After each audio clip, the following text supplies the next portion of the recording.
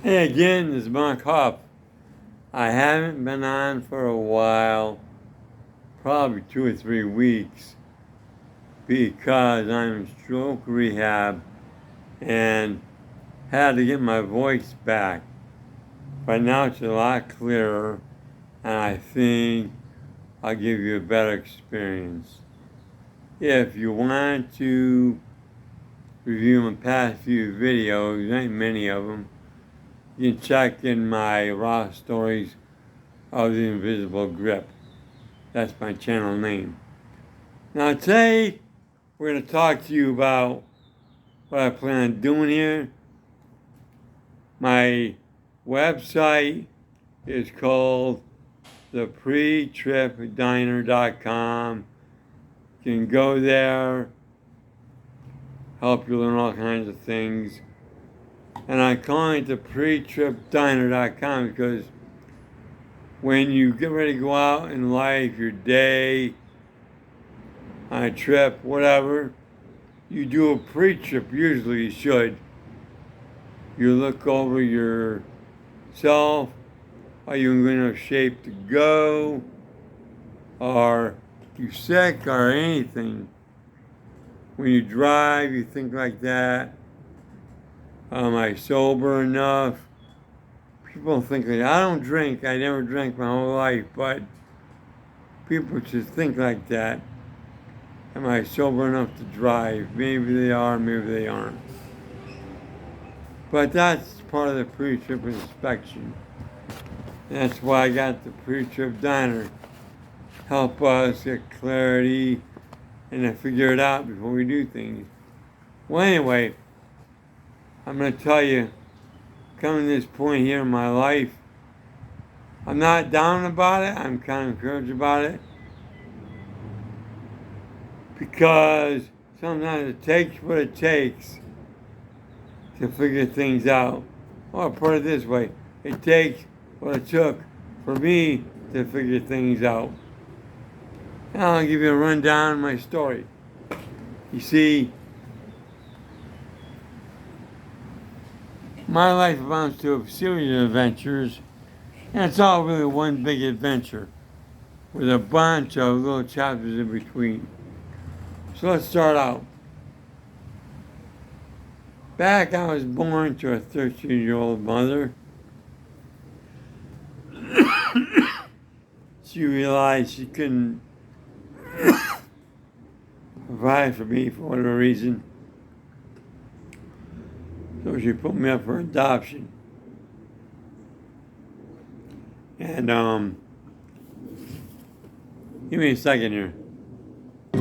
My throat's getting a little dry.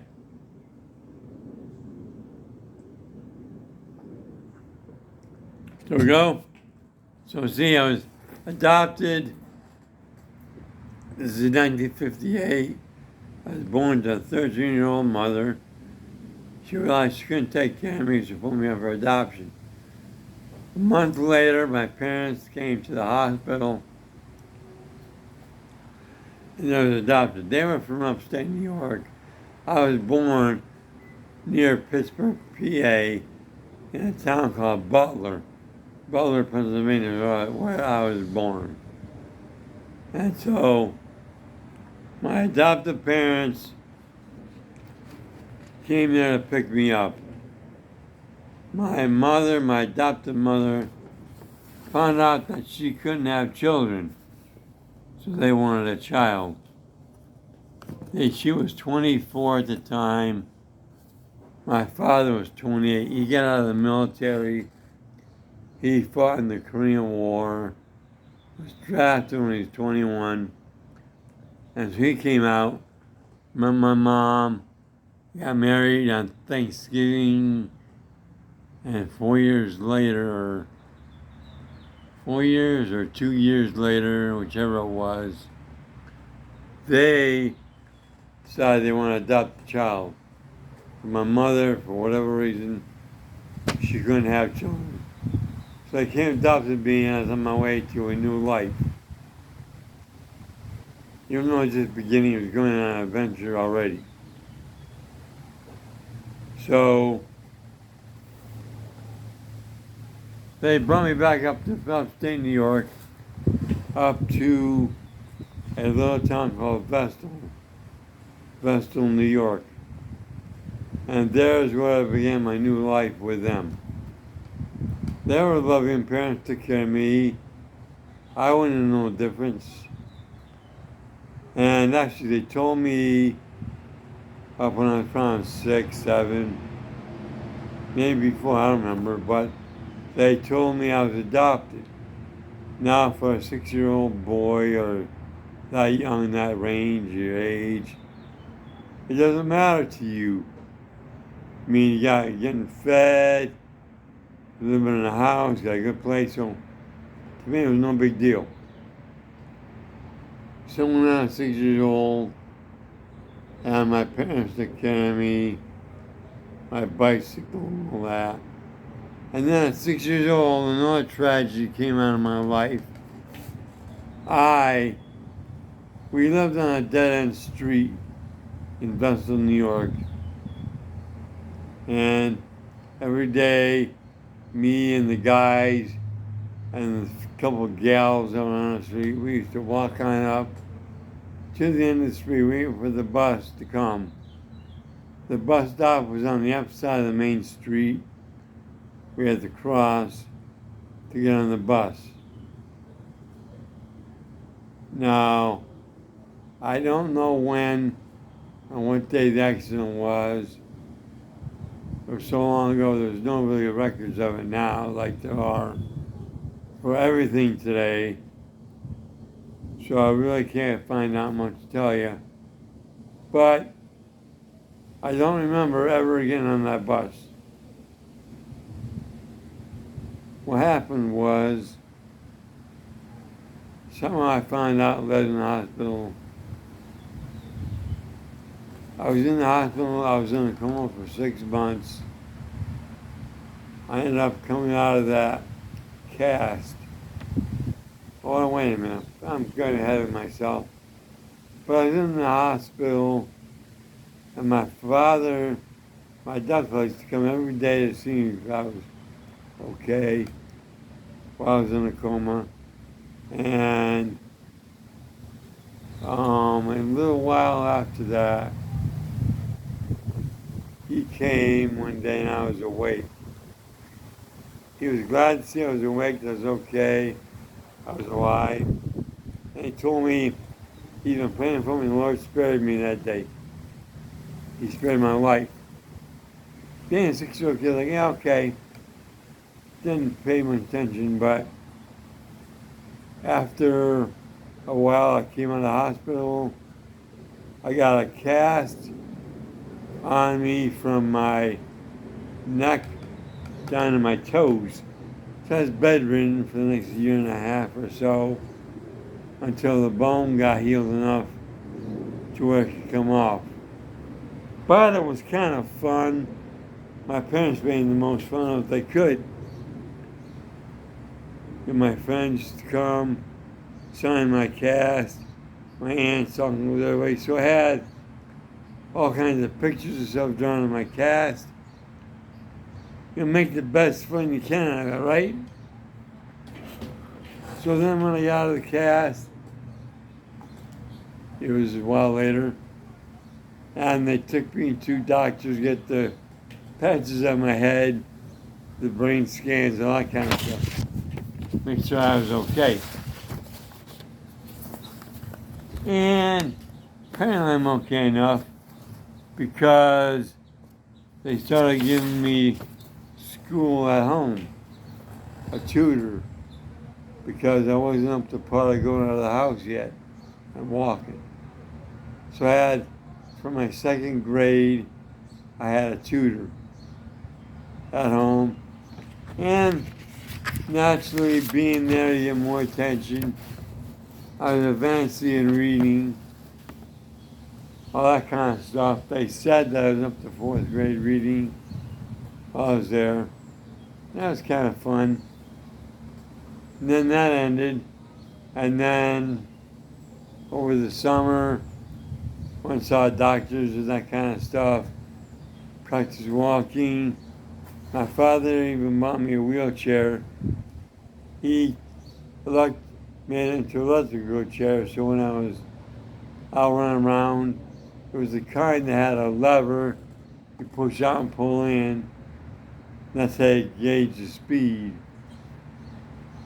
So the first time my father gave it to me, I took off with it.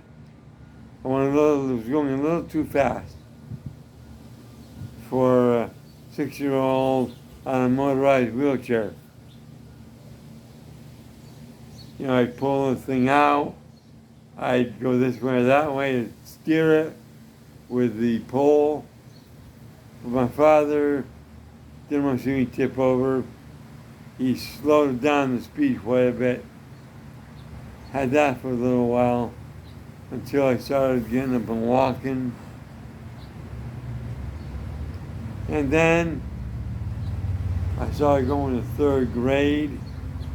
My first day was in third grade in school back in public society outside of the hospital and being bedridden at home.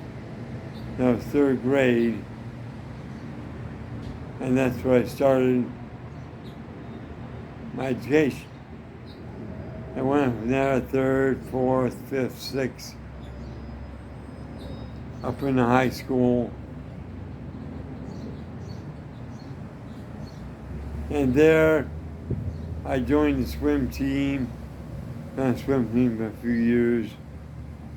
And then 12th grade, I missed the tryouts, but I was going to go back anyway, but I went to a mall to take pictures of children for a Christmas story.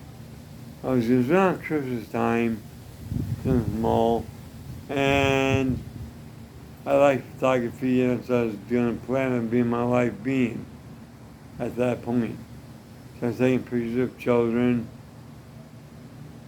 and some people came and met me, and this is through 12th grade. This is at the beginning of 12th grade, my senior year in December.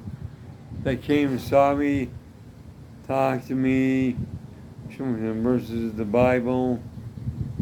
And I thought it was kind of interesting. I'd never been to church, but it was somewhat interesting to me.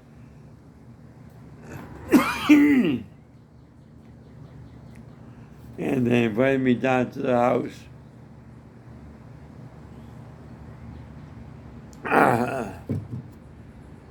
Excuse the coughing, but when I talk for more than 10 minutes, the throat kind of gets cruggy. Maybe I'll get better later on, but maybe not. But they took me over to their house and showed me the verses in the Bible. It was kind of a house where a bunch of young people were, all around my age. You know, like 18, 20, up to like 24 and 29. And they talked to me, showed me a couple verses in the Bible. And they said, you want to get saved? I looked around their house and I saw the duplex house, and their half showing the living room, you had the kitchen back there. I saw the dishes at the sink piled up. They were clean, but they're piled up on the counter. So we talked for a few minutes. They said, you want to get saved? I said, yeah. We prayed right down on the floor. There was a man named Bobby that gave me a prayer. I prayed. And then I'd be on my way going home to my parents' house. So that was day one of my adventure, of this part of my adventure. So I'll let it go now.